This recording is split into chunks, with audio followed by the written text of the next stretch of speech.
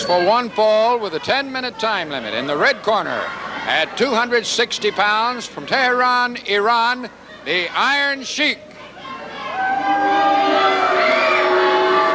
And in the blue corner, at 236 pounds, from Richmond, Virginia, Buddy Landel.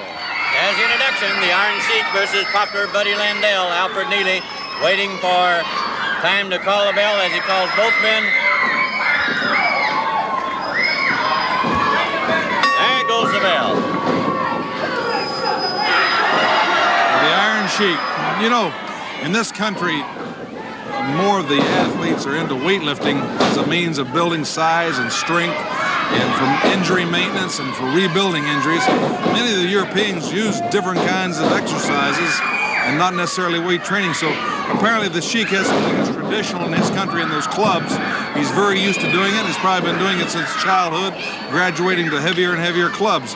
But that's a pretty broad statement to make, that whatever any wrestler can do, the number of repetitions, and if he will even double the number of repetitions, I'll give him $1,000. I'll tell you, these guys like that money pretty well, and I know a few guys that are strong enough that they may just switch and add that to their workout and start training to do it, not only to gain the $1,000, but to take a little starch and wind out of the sails of one of Khomeini's former bodyguards and the man who trained his personal bodyguard in hand-to-hand combat. And Buddy Landel is another youngster like Terry Barr, who is really, we've watched him here at Mid-South, and is a green, inexperienced young pro, showing a lot of courage and a lot of fire, and he's a real crowd pleaser. And I predict that this young man's going to be one of the future stars that you're seeing right now. I can still remember the Junkyard Dog, the first time we saw him at Mid-South. Just a big, raw-boned, strapping, tough athlete, but didn't have a lot of confidence at the time and hadn't had a lot of experience. And he went to Canada, and he and Jake Roberts were up in Calgary and all that area. First when Jake got back, he said, "You'd never believe the man who's tearing them down up there is the Junkyard Dog." And of course, that's all been history. He came back here. The man was badly injured by the Freebirds and what was supposedly an accident, but he's captured the hearts and minds of everybody everywhere he appears, and is without a doubt the premier people's champion, and everywhere he goes, and his music and the excitement that surrounds him, and you can see the stature that he's grown in.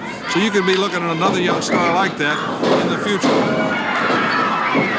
And of course, the Iron Sheik was the Iranian Greco-Roman and freestyle champion. He also coached for a part of time the United States Greco-Roman team in Minnesota.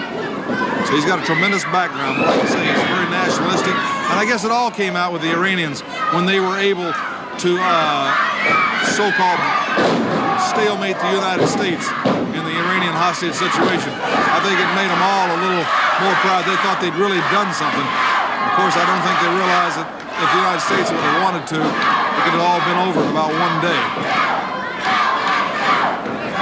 Wrestling's another thing. It is the oldest sport, and Iranians, very beautiful suplex.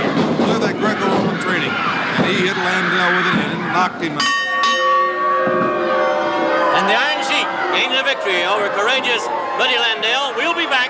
The Mid-South Tag Team titles on the line. Oppen Sika defending against Bob Roop and Ted DiBiase after this word from Mid-South Wrestling.